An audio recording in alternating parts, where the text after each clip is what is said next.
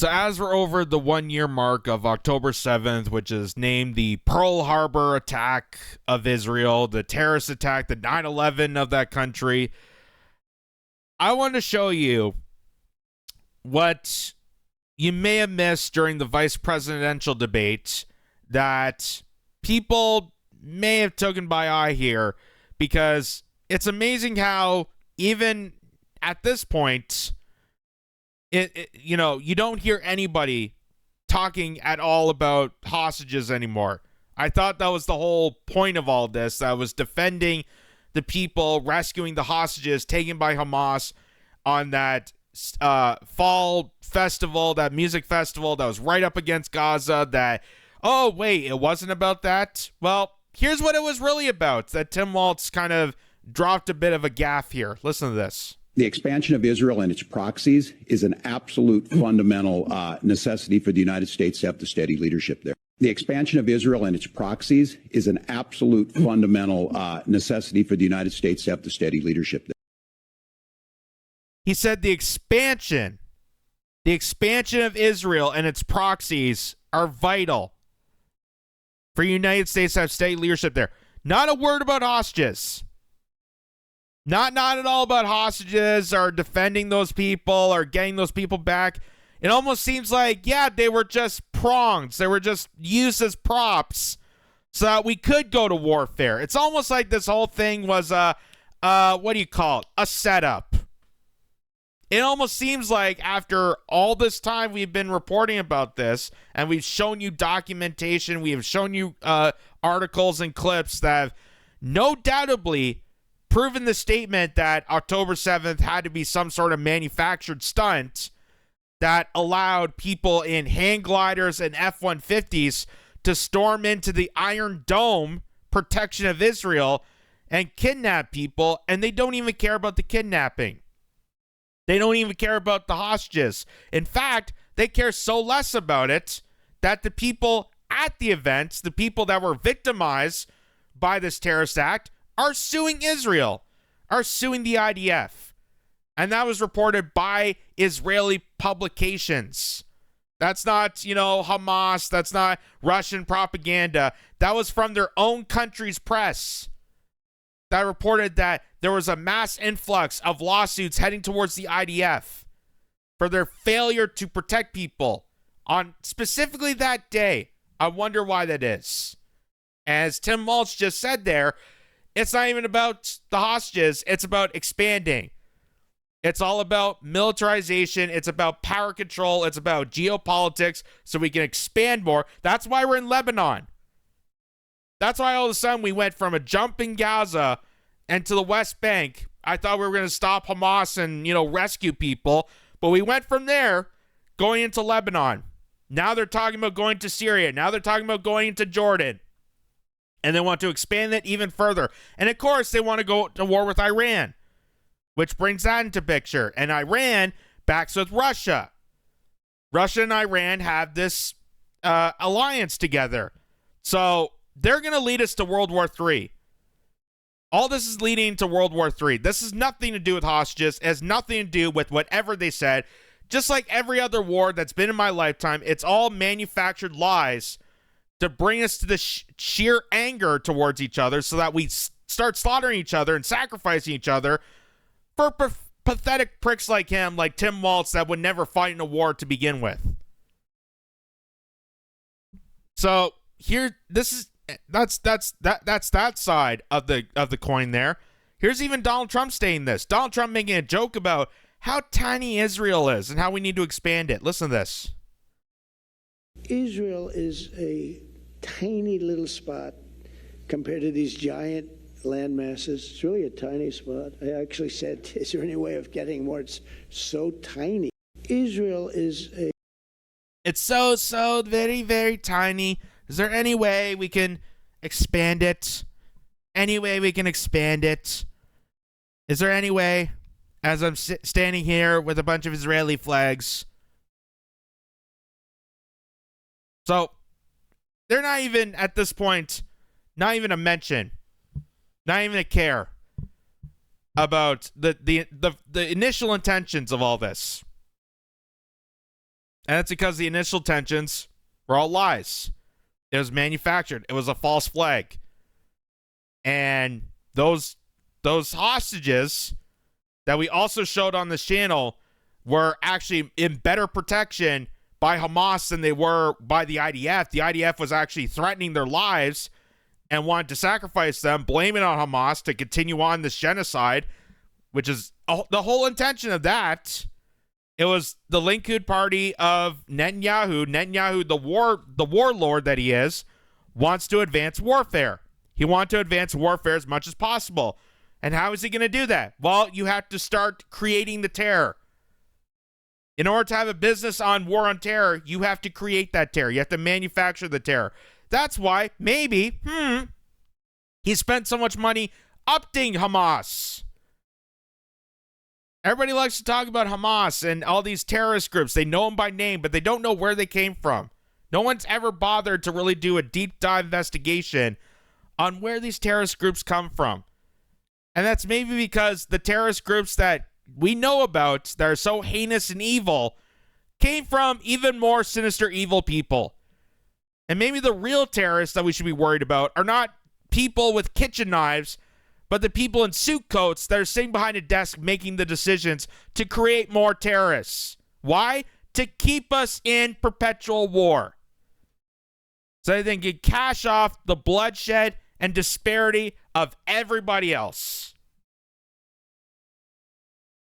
And that's why if you go back to 2010, Hillary Clinton admitted it, that the United States played a huge factor into the rising of the Mujahideen that turned into Al-Qaeda and ISIS. She admitted that.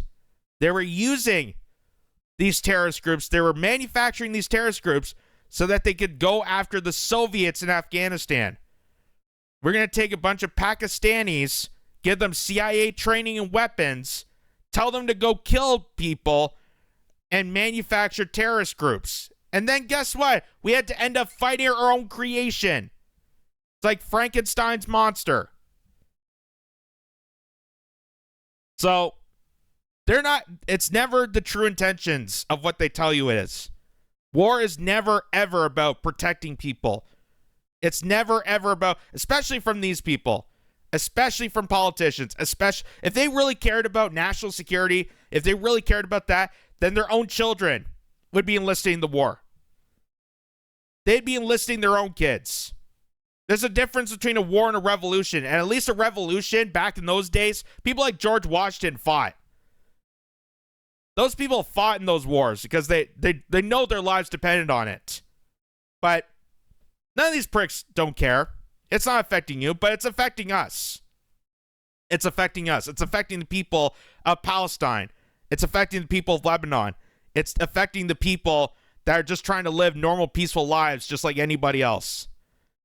And funny how they're talking about so much expansion, how Israel needs to be expanded, but the population isn't expanding. As is pointed out by Middle East Monitor, 285% spike in Israelis leaving the country. 285% spike in Israelis leaving their own country. I thought it was supposed to be the safe haven for Jews. I thought it was supposed to be this, the only democracy in the Middle East. It's supposed to be so secular, so amazing. Until you read those laws. Until you actually look into how awful the laws are. They always tell you how great and amazing and perfect it is until you actually look into the laws, and it's actually worse. It's actually a lot worse. For example, you can't even get a DNA test in Israel. You can't get a DNA test because they don't want their people to know if they had some sort of outsider connection. They want to be pure bloods. They want to be pure Israelis, pure Zionist Judaism, conflating the two. Like, they want that. The Zionist project. That's all this is about. The Zionist project that's created by the CIA, the Mossad, the MI6, the British elites. That's why they got this territory. They just gave them the territory. They said, hey, go and kill off these people, and this landmass can be yours. And now they're dealing with the consequences of all the shit they have done for many, many years. Not saying that, no disrespect to peaceful Israelis that also don't want this war. I don't want war or genocide on anybody. But the fact that they're mass manufacturing this and trying to sell you this as some sort of religious prophecy, and if you don't agree with this, then you're an anti-Semite and you're this or that and the other, is just absolutely just disgusting. Absolutely disgusting. The number of Israelis who left the country permanently surged 285% following October 7th, according to data published in the Times of Israel. Reports from Channel 12 News, based on data from the Central Bureau of Statistics, indicate a unprecedented increase in October 2023 compared to the same period in October 2022. Latest reports of the exodus of Israelis confirms data published 2 months after the October 7th attack, which showed that nearly 500,000 people left Israel. It also showed a significant decline in the number of Jewish immigrants arriving in Israel. A second survey among Israelis living abroad, conducted in March by the Hebrew University on the initiative of the World Zionist Organization, revealed that 80% said that they do not intend to return to Israel. The data from CBS, that's the Central Bureau of Statistics, suggests that the many Israelis who have the option of a second home abroad choose to relocate during the times of heightened conflict, seeking safety and stability everywhere. This trend stands in stark contrast to the claims made by prominent of Zionists who argue that Israel is the ultimate sanctuary for Jews worldwide. They burst that bubble. They burst that bubble when they get a warlord in control, a bloodthirsty creature like Netanyahu that only cares for advancing militia all around neighboring states, has nothing to do with protection. They don't care about your lives. They don't care about your safety or security. They will jeopardize your safety and security to advance more warfare. That's what all of it's about. They have also have an increase in Israelis moving abroad in 3 months before the war amid mass protests against the government's jurisdiction overall plan, which an increase of 51% in June to September 2023 compared to 2022. So yeah, that's another thing to mention too, is that they were protesting against the government before October 7th. There was massive protests in Israel protesting Netanyahu over the jurisdiction overhauling plan. They were trying to get rid of the Supreme Court. They were trying to get rid of jurisdiction in Israel so that Benjamin Netanyahu could be an overlord. And the people of Israel were protesting this, protesting prior to October 7th, meaning that the government may have to cook up some scheme to distract people away from that protest. Despite the initial spike in departures, the trend is said to have reversed in the following months between November 2023 and March 2024. 30,000 Israelis left the country permanently, marking a 14% decrease from the same period the previous year. Additionally, there was a 21% decrease in Israelis returning from abroad during this time, with 8,898 returning between October 2023 and March 2024, compared to 11,000 the previous year. Channel 12 points out that the CBS data counts Israelis who left the country did not return over the subsequent 10 months and establish their lives abroad, thus indicating trends rather than immediate causes. It also notes that the decision to immigrate is complex and not necessarily tied to a single event, such as decisions typically involve several months of planning. Overall, their initial aftermath of October 7th saw a sharp rise in permanent departures from Israel. The rate has since stabilized. Critics of Israel argue that Jews radicalized by Zionism often move to Israel as a fulfillment of biblical prophecy, but tend to leave during times of conflict, especially those holding a second passport. Israel is increasing concern about the trend of reverse Jewish migration from occupied Palestine, particularly at a time when the demographically of the state is fundamental issue of the Israeli government and Zionist strategists. The movement of Jews away from Israel threatens the demographic balance Zionist leaders seek to maintain. So, kind of ironic twist there. They're talking about expanding. The United States wants to expand more of Israel. They want to expand more territorially. That's why they're going into Lebanon. That's why they want to get into war with Iran. They want to expand more of this empire, this Zionist cult empire that has been stabilized by blackmail, by virtue, by the fact that they have lied to people and blackmailed and propagandized people and brainwashed people into this heinous Zionist cult project for so many years. Now they're losing it. They're losing that battle because people in Israel they're either sick of the war, or they're also knowing that for many years, because of Netanyahu, because of the malice government that he presents, is destroying this. Is destroying his own country. Is destroying his own empire. Is destroying the colonization. And as we're seeing here, the economy in Israel is decreasing. It's hitting rock bottom. It's only a moment of time before it completely plummets. So people are getting out now while they can before the worst is yet to come. And Netanyahu is sacrificing his own citizens' lives and safety and stability for his own war games, for his own bloodthirsty regime change, bloodthirsty war games. That's why he's doing this. It has nothing to do with October 7th, nothing to do with the hostages. They're not even mentioning it at this point. Not a single person I have heard mention anything about hostages or safety or anything like that. They're more focused on, hey, let's just blow up another country. Let's go into, some other neighborhood. Let's go into Turkey. Let's go here. Let's go here. Just blow them up. And much like the United States, the more they extend militarily all around the world, like we're doing right now, it's going to crumble their own empire. It's going to crumble within.